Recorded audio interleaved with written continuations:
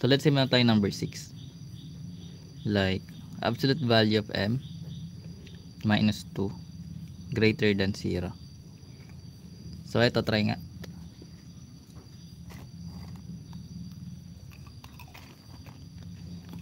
Dalihan mo lang. Nainip yung iba eh. Eh, ikaw lang pala nanonood. Okay, take your time. Para mag-gets mo, may free tutor ka na eh. Nox. Hindi. Gets yan. Ang dagot madali. Ang tagal naman mag-encode.